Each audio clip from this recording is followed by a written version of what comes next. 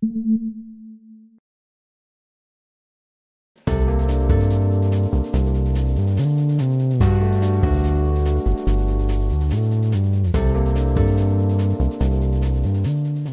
I came across something yesterday, and I still don't know how I feel about it entirely, but have you seen a car go 630 miles an hour in this game? Because if you haven't, you better glue your sphincter to your chair, because things are about to get wild. In the thing that could only be rivaled by Sonic the Hedgehog, maybe, today, we're gonna go fast. Really, really fast. So you're probably wondering, welcome back to Let's Play some more Gran Turismo 3, the Ultimate Driving Simulator, by the way. So, I got a message from Eric. He's contributed content to this series numerous times.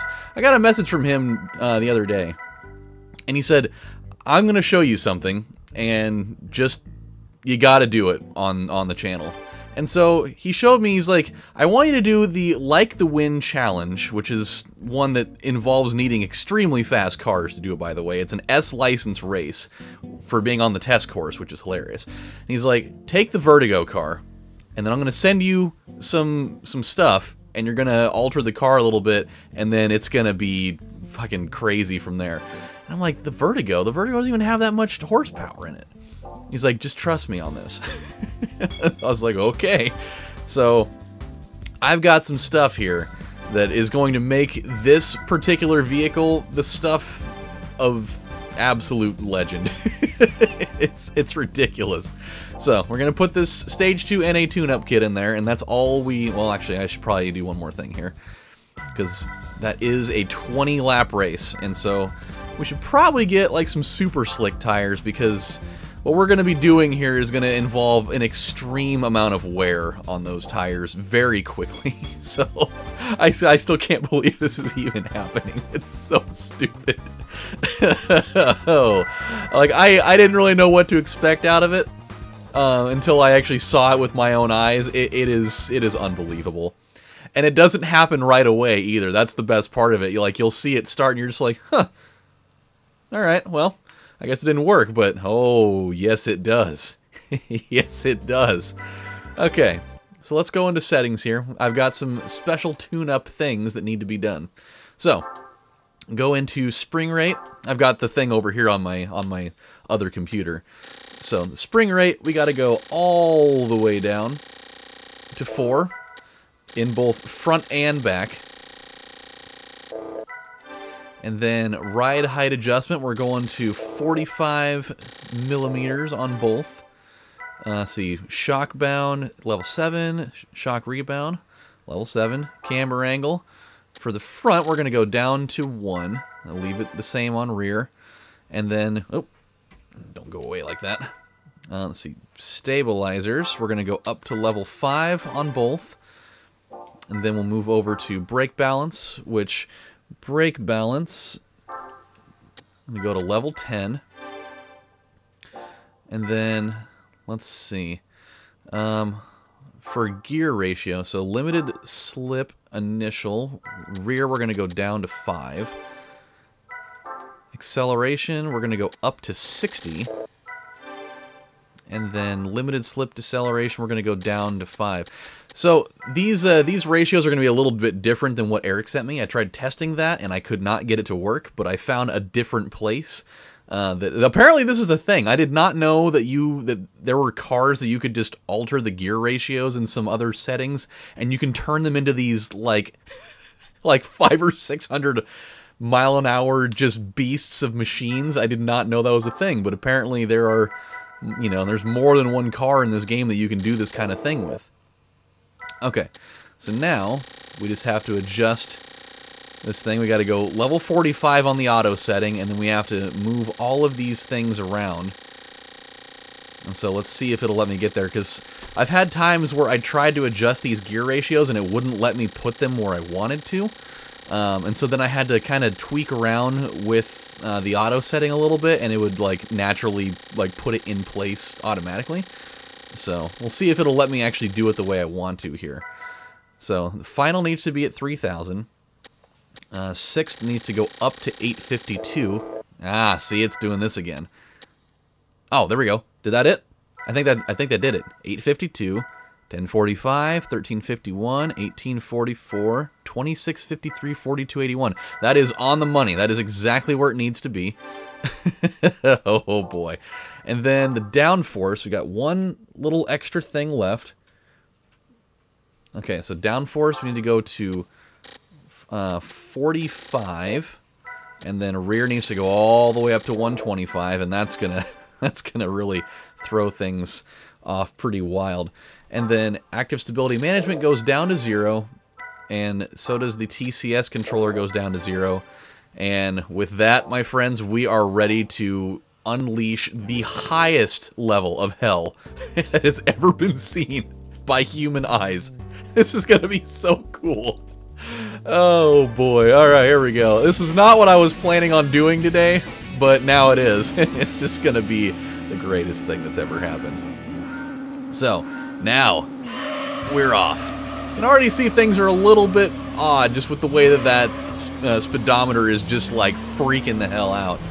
But everything's all gonna be hunky-dory until we get to the end of 6th gear. That's when things are gonna start getting really, really nuts. Just watch the car. Watch the car. Oh yeah! We're actually doing a wheelie. Oh no! Oh god! Okay, it doesn't happen quite yet. It'll happen when we get on this next straightaway. But that is not that is not a thing that's naturally supposed to happen. Okay, this is where it gets fun. When you get that long straightaway, this should be where we should be able to get it up to about 635 miles an hour if we play our cards right. And so we're just gonna leave a trail of smoke and fire and human souls and a few other things on the road behind us. Oh, here we go. And it's as soon as you peek out in this thing, just your speed just goes crazy. Look at this! Oh gosh! 350, 400. Oh god! Oh! Oh! Okay. All right, we're okay. We're okay. I didn't quite get it where I wanted yet. Because, you know, 400 miles an hour just isn't enough. We live in a world of excess where everybody has to have the highest amount of everything, and so we're gonna get it. We are gonna get it. I did a little test run of this, and I was able to peak out at about 630, 635 miles an hour before I, you know, collided with the wall. So, luckily, the premise of us losing this race is virtually impossible, so I don't have to worry about that. Come on. Come on, let's do it. Let's do it. Come on, baby. Come on, get me to the promised land. The promised land of 600. Oh, 500? 650! We got to 650! Oh, wow. Imagine being the other cars in this race. Like, that just seems so unfair. They just said, they're like, oh man, this guy brought a Gillette Vertigo to this race? Why? It's like not even remotely close to better than what we're sporting. And then the race starts and you're still just beating them up. And then all of a sudden you hit that straightaway and this Vertigo just goes by at 450 miles an hour, just popping a wheelie, staring at the sky. Like, how bad would you feel? Oh, whoa!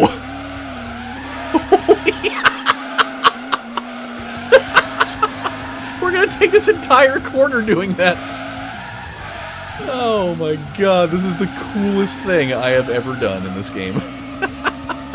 It's so awesome! Oh man, shouts to the person that ever came up with this. I mean, I could imagine how it could be done, you know, because a lot of those settings, you're tweaking it to, you know, to the extreme on either end. I mean, the only one that's not necessarily being done that way is the gearbox, but it kind of is at the same time, because you start tweaking things, and then all of a sudden, you know, it eventually puts it into that particular spot. And the hard part is I can't control this. Like, once I'm in the air like this, you really can't do much at all.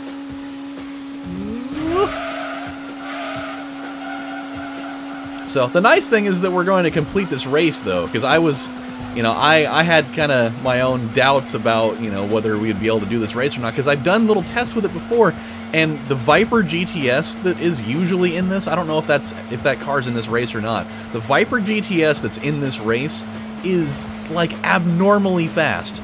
I took my own Viper that I had that was maxed out on all the stats, and it was getting absolutely torched by the one in this race. So I don't know what other modifications were done. I think it was a Team Oreca one, but either way, it's like I had like every racing modification necessary, you know, and I'd start out fine. Like the race would begin, and I'd get out to a nice lead. I'd be up by about 4 or 5 seconds, and then like going into that second or third lap, all of a sudden that Viper would just all of a sudden just be obliterating everything. It would just all of a sudden like flip on the eternal NOS and just start massacring everyone. Like, it would close the gap on me so quickly, and then he'd be gone. I mean, he would just kill me, and there'd be nothing I could do to stop it. Oh, come on, come on, come on, come on. Oh, damn, we got to 640. I want to try to get to 660. Can we get the devil's stamp? Oh, I want it. I want it so bad. I just want to see. I want to see if there's just enough time, if we can like optimize it a certain way that maybe we could possibly get to like 666 miles an hour. Wouldn't that be cool? Not because, you know, I'm in cahoots with demons and such, but oh man, that is so cool. Okay, here we go. Here we go. We got this. We got this. We got it. We got it. We got it. We got it. We got it. Ah! Damn it. Not quite. It's like I gotta try to find a way to stabilize the car being in the very middle of this track. I need to... I can probably get it to where I want if I can do that. Oh boy. This is gonna be good. This is gonna be exceptional. I've got a little story to tell you guys here in just a minute. I'm still marveling in the pure, unadulterated awesomeness that is this whole thing. But I do have a story for you that is simply fantastic. Come on, come on, come on, come on, come on, come on, come on, come on, come on. You got it, you got it. Oh, 640 again. Oh man, we're getting so close. We're getting so close. Did I pass a couple of cars in the middle of that? I totally did. Oh, that's great. I feel so bad for them. They just, poor sluts, didn't even stand a chance. So anywho, let me get into this story a little bit. Didn't happen to me directly, but it doesn't make it any less disgusting or hilarious. So my brother, on the side, he has a friend that works like a concessions booth that he goes to, like, you know, like comic conventions, and he goes to like state fairs, and you know, he'll work concessions at those things because you can make bank doing that. And so my brother went with him to work with him over like a weekend or so down in Nevada. They went to, I don't know if it was like a convention or a fair or whatever, and they went to Nevada. And one of the nights that they were, you know, that they were having downtime, you know, getting prepared for the next day, they went over to Walmart. You can see where this is going. Because going to Walmart in the middle of the night anywhere never ceases to amaze in the department of why is this happening? Oh, come on, come on, come on, come on, come on, come on, come on, come on, come on, come on. Oh god, we're so close. Oh, here we go. Mega Donuts! Mega Donuts! Okay. Nope, nope, yep, still gonna keep doing this. Oh yeah, okay, that was awesome. But so they went to Walmart to, you know, start prepping supplies for the next day, get, you know, all the extra things they need. And if you could possibly believe it, they saw some things that they wish that they had never seen. And so they go in there and, you know, they're walking, you know, they're walking around, they're grabbing their stuff, and they go to the checkout, because when you go to Walmart late at night, they have all the self-checkout stands closed, and there's always just the one aisle that's open. And so, we got it, we got it, we got it, we got it.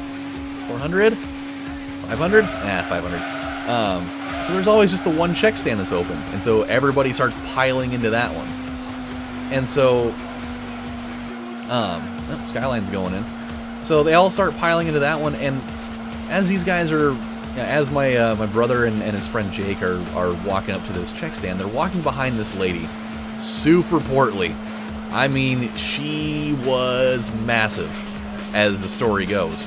She was huge, but it wasn't so much the fact that she was, morbidly obese to the fact that it looked like she swallowed another human being whole and they're just standing in there.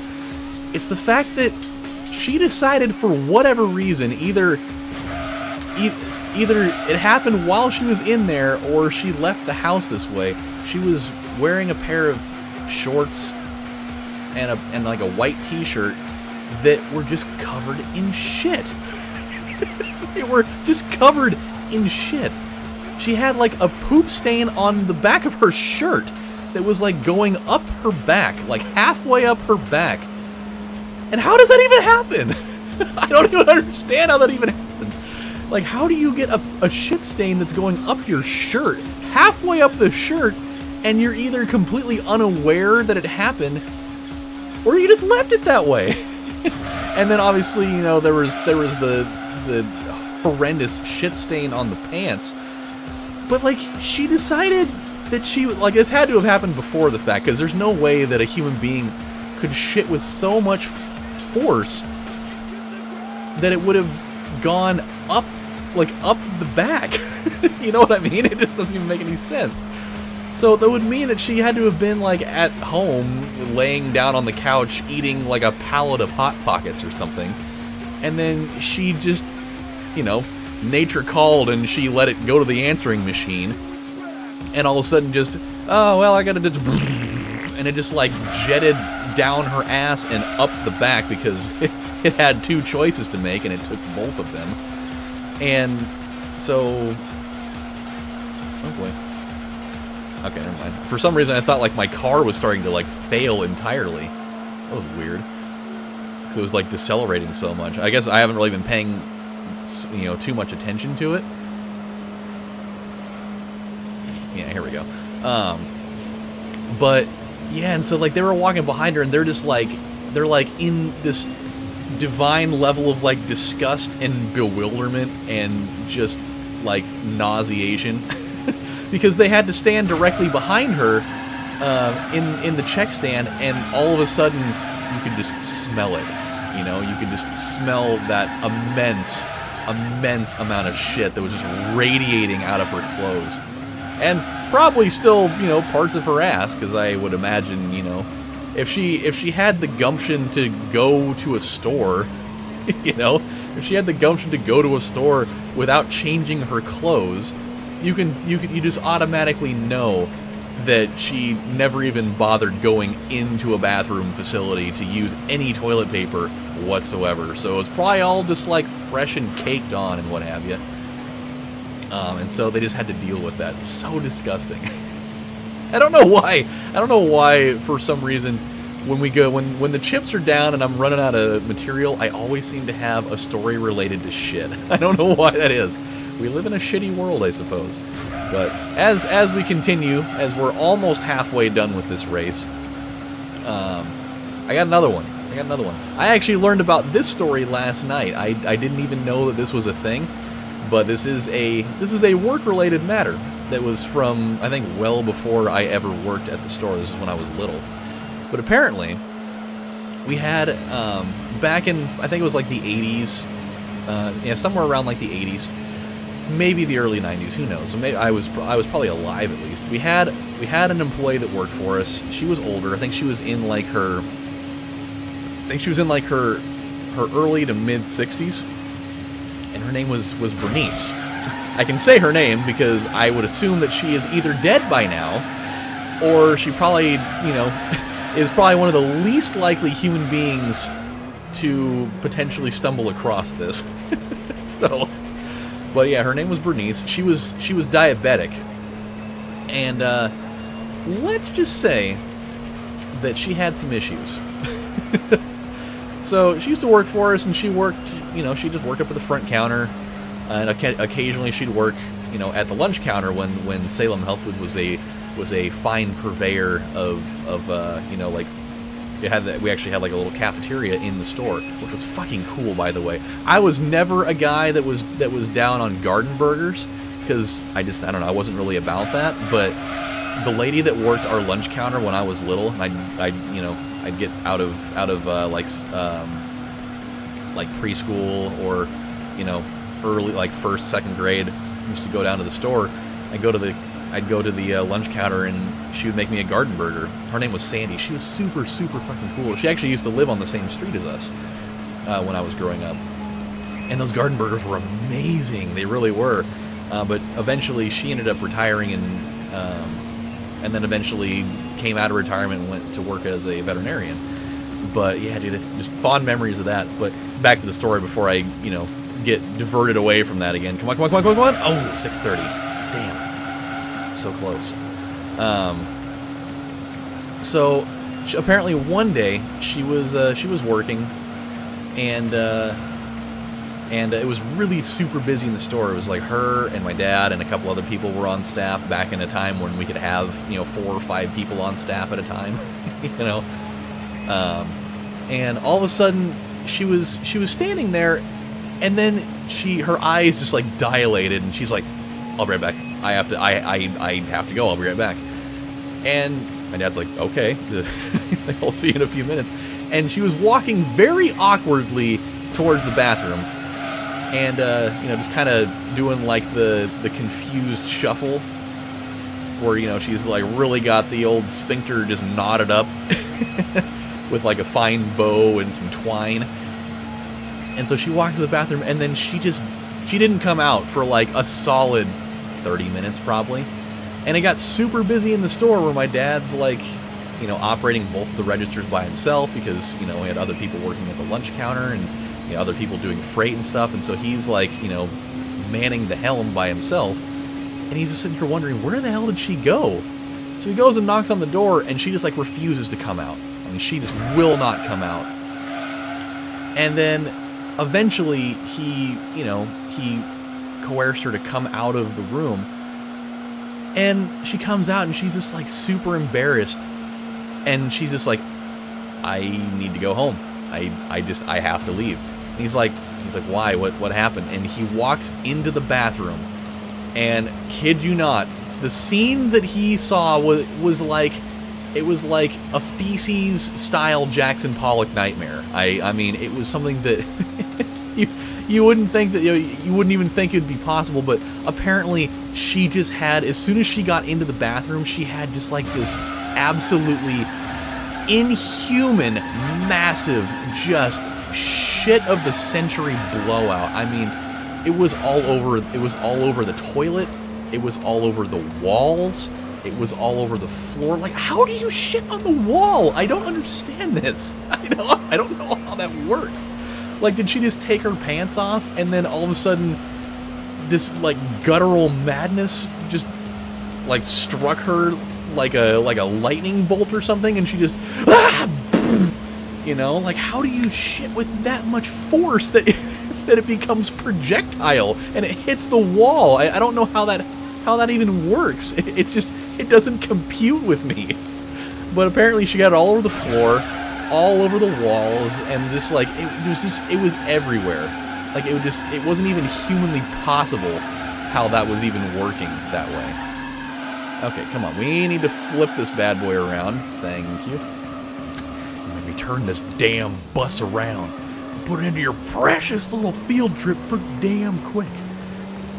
But yeah, and so so he's like, "Yeah, you got to get out of here." He sent her home, and then luckily my dad wasn't the one that had to clean it up. The other ladies that were working that day actually offered to go in and handle it, because the smell was like radiating through the store. Like, the smell was so strong and unbelievable that it was like starting to permeate the store. And dude, you can't have a health food store that smells like shit. I mean, you can't have any store that smells like shit unless it's a shit store, because they have those. "Hey, but hell, I'll be back in an hour. I gotta go drive into town so I can go to the shit store." But yeah, dude, it was crazy. It was unreal. And apparently, that same type of scenario ended up happening again like 6 months later, and she ended up having to retire. She just had to straight up retire. She's like, I can't do this anymore, you know? And she's like, I don't want to put you guys through that either, because, you know, every time this happens, you know, you guys end up being the one that has to clean it up. And it's just, it's not fair to anybody else, and obviously I have some health problems. It's like, I'm probably gonna have to go to the doctor and get get like some medical grade staples or some sutures, and they're gonna just tie my asshole shut. She did not say any of these things. I feel like that'd be a pretty loosely comfortable thing to say to your boss. Be like, no, I'm gonna retire. You know, I'm shitting my pants too much, so you know, I'm gonna just take the rest of my life off, and you know, I'm gonna go to the doctor and have them, you know, put some staples in my asshole so that I'm not blowing it out all over the world anymore. But yeah, dude, that's one of the weirdest retirement scenarios I think I've ever heard of. I don't think I've ever heard until last night somebody that's had to retire from a job because they were shitting their pants too much. Who knew? Who knew? That's a thing that's new. It's new information for the file. What do you keep files on gay people? Homophobic Batman is always going to be one of my favorite videos. It's so stupid, but I love it. So, I have not seen what our split is on how much we're ahead by, but I know it's a lot. I know it is a wildly high amount. I mean, we've lapped cars numerous times over at this point, but we're doing well. I'm really glad that I'm doing this race this way. I know it's a super cheap way to do it. I know that, you know, some people would call it, you know, oh, you're totally cheating, but it's not like I'm entering a cheat code or anything. I mean, this is stuff that just in the confines of the game. It's just adjustments that you can make.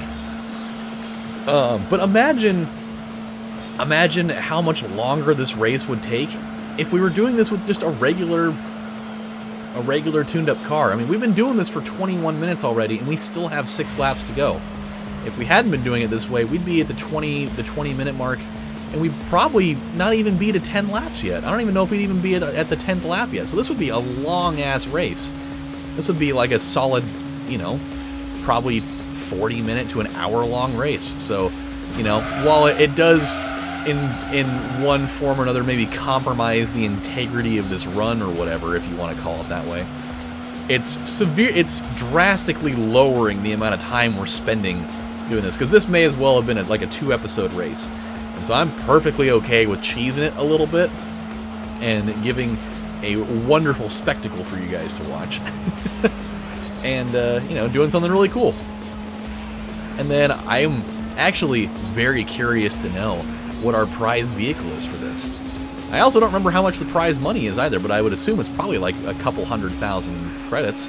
It's got to be at least like 250, if not just for the fact that it's an S-class race, and you know, it's a 20-lap race. Come on, come on, flip around. Okay, all right, we got it. We're in business. Yep, there we go. Now we're good. Now we're good. Let's go. Okay. This is good stuff. Let's move along again here. I want to catch up to that guy. He's like, finally, he spun out. I have the chance. I have a chance to make up a couple of seconds. He like calls up his wife, honey, I might be able to get back into this thing. We might be able to get that new roof that we were trying to pay for. She's like, really? Really, honey? That's awesome. That's so great. You know, I had to quit that job at the cafe, and I was really hoping you'd be able to get some extra money. Oh no, he's gone! He did it again! She's like, damn it, Steve, I'm leaving you. I told you to go buy one of those cars. Why didn't you listen to me? You never listen. People never listen to their wives. Oh boy. He's like, obviously that guy listened to his wife. Even though I didn't, because Eric is not my wife. So it's got nothing to do with it. But yes, imagine being that, you know, you enter one of these races because you're one of those people that are, you know, you're down on your luck. And you've been on the circuit for a long time, and you've not been able to get that signature win to get you all that prize money so that you can finish up, you know, renovating the house or you know, buying the house because you're, you know, living in a shack or something, and you know, you're like, all right, this is gonna be my big break. This is gonna be that major opportunity that you know, my family's been looking for the last 5 years. I found the flyer for the Like the Wind challenge, you know, posted on the bulletin board at the local tavern, and it just so happened to be right up my alley. So I tuned up my car. I sunk my kids' college funds into it. I got this thing all put together the best that I could possibly afford. And as soon as I pulled up to the line, I really thought I had the advantage, you know? You know, there are a lot of other great vehicles here, but I really thought I stood a great chance, and the race started, and I got out to a quick lead, but then this asshole in this crazy space car, he just all of a sudden came rolling by with his 740 horsepower and his 600-mile-an-hour wheelies, and he ruined my life, damn it! He ruined my life! The crazy thing is, with the scope of the world nowadays, he'd probably be able to, like, sue for, like, emotional damage. He'd be like, he took this car and he got into this race and he won and he ruined my life, and so I'm gonna sue him for $400 million in emotional damage because he triggered me. You know, probably something like that. And he'd probably win. There'd probably be some type of scenario where he would I'd totally have to do like a settlement with him and give him money. Because, well, you know, you probably shouldn't have gone into that with this car that had an unfair advantage, because, you know, that could make people upset. And the world that we live in, people are never allowed to be upset or sad anymore, because that means that they're not happy all the time. And so, you know, that means that there's something wrong with the world, and it doesn't, you know, it no longer fits our utopian society model that we've been trying to install for many, many years. That's totally not attainable at all. You know, that's just my view of things. I know that that's like super Debbie Downer to be like, well, why wouldn't you want to have, you know, why wouldn't you want to strive for a society where everybody's happy and there's, you know, there's no horrible things that go on in the world like you see all the time, where, you know, people are dying, and, you know, shootings and politics and shit. And it's like, I mean, it's not that I don't want to live in a world where everybody, you know, can get along and exist without, you know, crazy bullshit happening all the time, but it's also not, it's not attainable. You know, it's just, it's not a thing that's plausible. As much as I would love for that, you know, utopian society to be a thing, it can't happen. And the reason why that can't happen is because of the very thing that makes us human beings. You know, one of the core fabrics of our own humanity, and that's choice. You know, having the idea of free will and choice, just, it makes that an impossibility.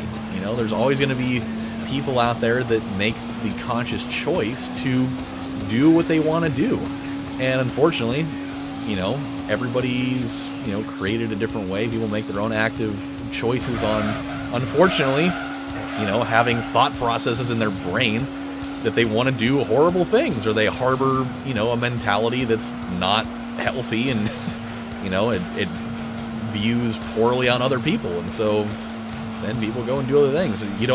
Not everybody was made in the same exact mold. Or actually, well, maybe, you know, maybe they were. If you subscribe to certain, you know, religious beliefs, people were all made in, you know, the image of their creator, which, you know, they're made in the image of God if you're, you know, Christian, or in various other things that are, you know, similar to it. But, you know, even if you are created in the same mold that way, the fact that you have free choice, you're allowed to make your own decisions in life, you know? And so that kind of takes away the idea that everybody is 100% the exact same, because we're not. You know, everybody's got a different brain. Everybody's brain processes and does things differently. And so that's just that very thing right there is what makes a utopian society completely impossible. At least, you know, on the planet. For those, you know, depending on what your view of the afterlife is, you know, you could probably have that utopian society in your selected version of the afterlife, depending on what you subscribe to. So, yeah. So yeah, I went into interesting religion talk. That's going to be about as far as I go with that. Imagine that car. Imagine that car seeing that just now. He's like, oh, dude, he totally ate shit. Whoa, that dude's just being a show-off. Like, imagine watching a guy going 500 miles an hour, careening into the wall, doing some super wild-ass spin move, and then just, like, reestablishing himself at a couple hundred miles an hour. Like, dude, this dude's just showing off now. As if he wasn't showing off before doing the wheelie thing. Now he's showboating now. Alright, we're in our last lap finally. We can finally put this thing to bed. We can end it on a high note. I wonder what our fastest lap was. I see 126.523, but oh, 122.738. I wonder how many laps ago that was. Who's to know? I'd say it was probably fairly early. I mean, it's hard to say. It could have been really any of these laps. It obviously was one that we didn't spin out in, but it was probably a little bit earlier in the race when our tires were still in a little bit better shape, where they weren't having such a mondo freak out. Oh, get the hell out of my way. God, that'd be so awesome with the fact that I'm doing the wheelie. If, you know, if you were to collide with a car like that you could just drive over the top of them like a monster truck. That'd be so cool. Come on, come on, hang in there. There we go. Just playing a little bit of bumper pool. Everything's all good though. Oh my God, speaking of which, oh, I have a great thing. I have a great thing. I'd love to save it for like a Sports Sunday episode, but I haven't done those in a while, and I would actually probably need more time anyways, but I compiled this list. I do it every year for college football. I go through all the teams in college football, which is about 127, 130 teams, and I go through all the rosters, and I find all the people with like the coolest and weirdest names. And then I like doing that. I've always been a fan of like weird name people, and so, I compiled a list on my laptop of a whole bunch of these names, and I'd like to read some of them off because I think they're really cool. But speaking of bumper pool, they're legitimately on this planet. There is a guy that plays football for the University of Arkansas, and you can even go to ESPN. And go to the college football tab and go to teams. You can go to University of Arkansas. I think he's a linebacker, and his name legitimately is Bumper Pool. I'm not fucking kidding. Ooh, look at that! The world-renowned whatever car this is. I don't know what car it is. Dude, that thing is tight.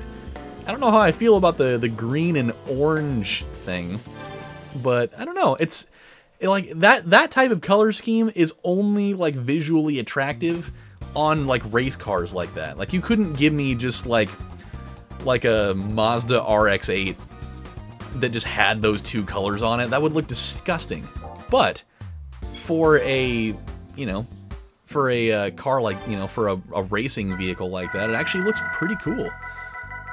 Okay, so that 787B. Don't we have one of those already?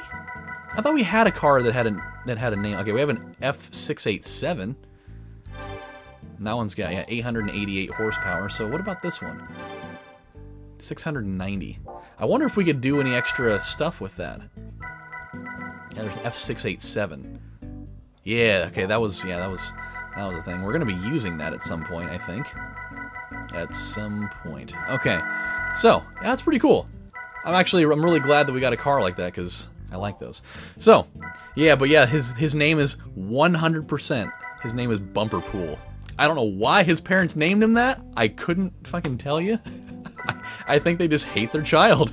They have to. It's the only explanation that makes any sense. Is that they legitimately hate their own offspring. That they would give them a name like that. There's just no other explanation. So, with that said, my friends, this episode has gone on long enough. When we come back on the next installment of Let's Play some more Gran Turismo 3, the Ultimate Driving Simulator, we're going to hop in a different car and we're going to go do a regular race where we're not going 600 miles an hour. But I hope that you guys enjoyed this episode of me taking a car to unseen heights and talking about poop. And, once again, big shouts to Eric for even telling me that this was a possibility at all. So, yeah. So, thanks for that, man. I really appreciate it. And, yeah, so we'll get back to regular races next time around. So you guys take care, and I will see you later. Have a good one, guys. Bye.